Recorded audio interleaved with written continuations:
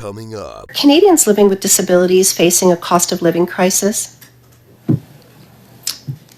Persons with disabilities and inclusion, and we've heard a lot from disability advocates, and in particular I met with them last week in my riding, the Council for Persons with Disabilities.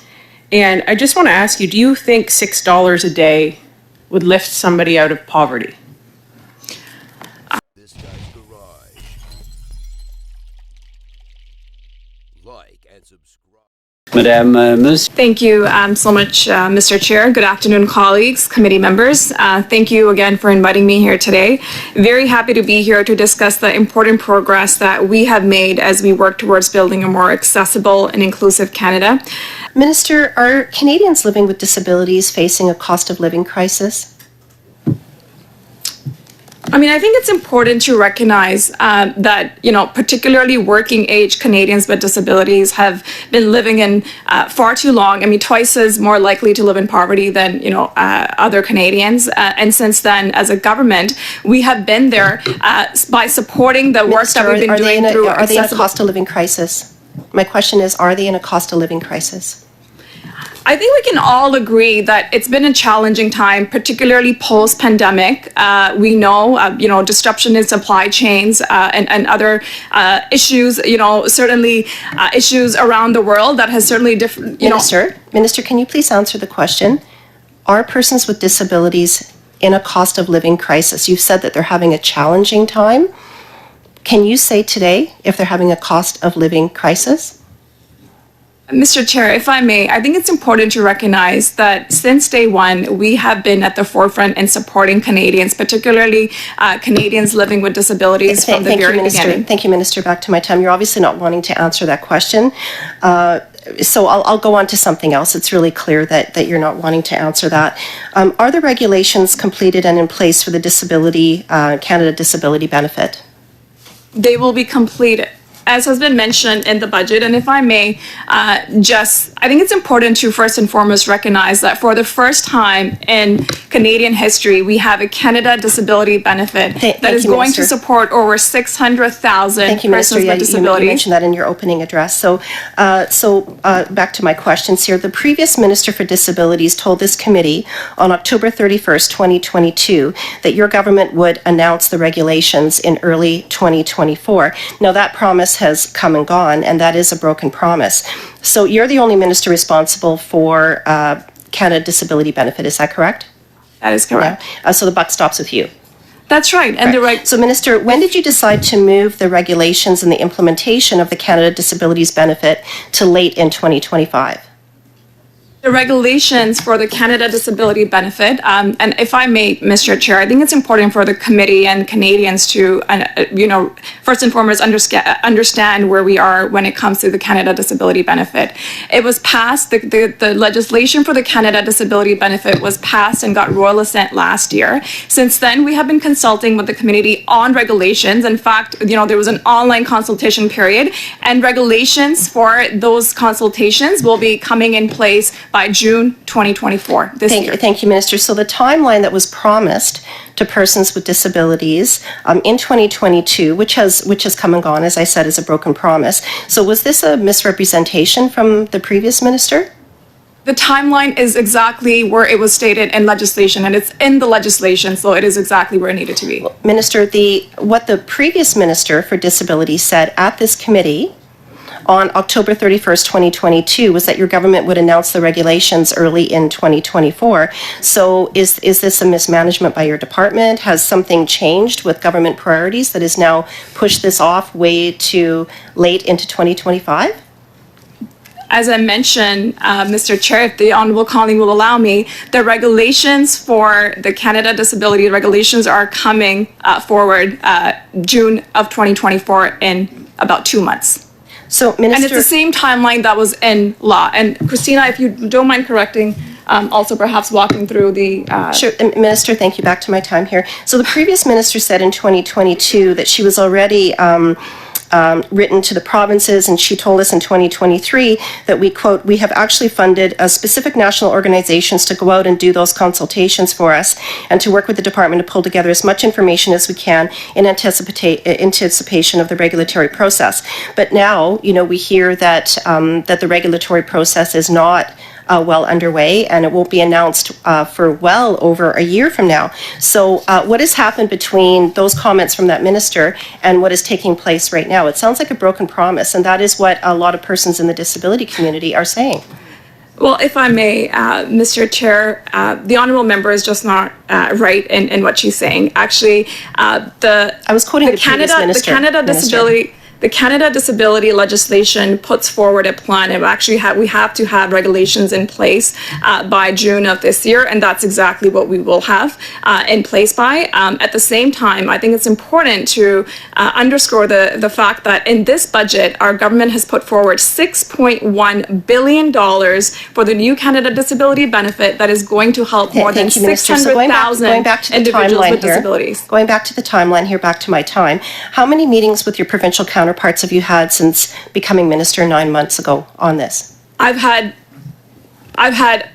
think I've met with most of my counterparts already. So are you saying that you haven't met with every one of your counterparts, both with the provinces and with the territories? I have met with almost every single one of them. As you can imagine, not everyone is available for... So in 9 months, you haven't met with all of your counterparts, is what you're saying? I have met with majority of my colleagues who have been available.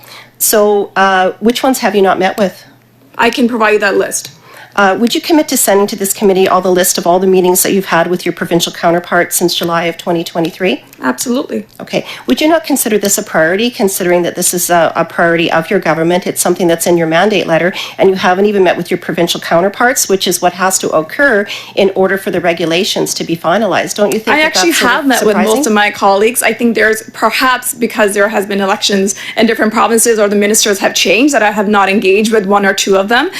In fact, we have been doing this work from the very beginning because one of the fundamental things that we want to make sure is that provinces do not claw back any of the benefits that the federal government is putting forward when it comes to the Canada Disability benefit. Those conversations have been very preliminary. I've been having very positive conversations with my colleagues. But what this budget allows us to do is actually unlocks and ensures that we actually cement this work. It's a new talking point. That's not something you've said before. Thank you, Ms. Gray. We went a little over. But... Thank you, Mr. Chair. Thank you, Minister, for being here as we discuss persons with disabilities and inclusion. And, we've heard a lot from disability advocates, and in particular, I met with them last week in my riding, the Council for Persons with Disabilities. And I just want to ask you, do you think $6 a day would lift somebody out of poverty? Mr. Chair, I think it's important to recognize that, with the $6 billion, the single largest budget item that we put forward in this budget is going to significantly make and close the poverty gap. I think what we've seen here today is the minister answer every single question with the same response. And so by the time, if you're just watching this, people are looking for some answers, Minister. With all due respect, this is your file. So that's done. What you've been doing for the last hour here, or however long we've been in here, they're done. So the disability amount is $6 a day. It's $200 a month. And when the former minister, Honourable Ms. Qualtrough, was here, she said, and I quote, she testified in this committee about C-22. She said, on October 31st, 2022, it will really lift a significant number of people out of poverty big time. People are watching at home. They can't afford to live. An Ontario man is applying for MAID because he's homeless. People with disabilities are applying for MAID. Give Canadians some answers here today that have been asked around this table multiple times. Do you think $6 a day is going to lift people out of poverty, or was your former minister wrong?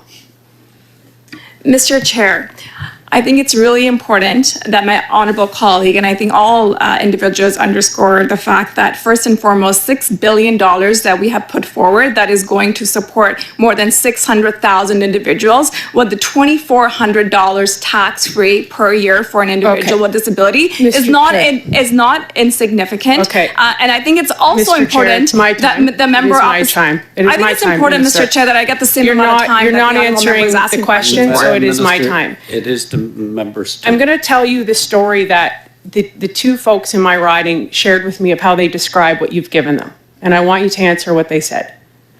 The Liberal NDP government, to them, these are their words, it's like a trust exercise.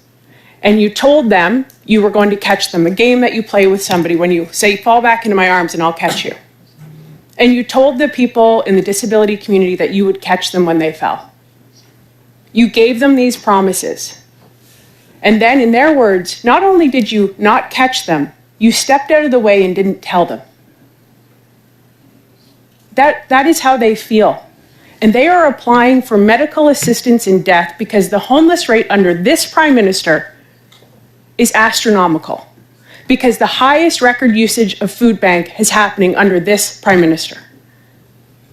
So to come in here and to tell people you've done this first ever announcement, it's wonderful.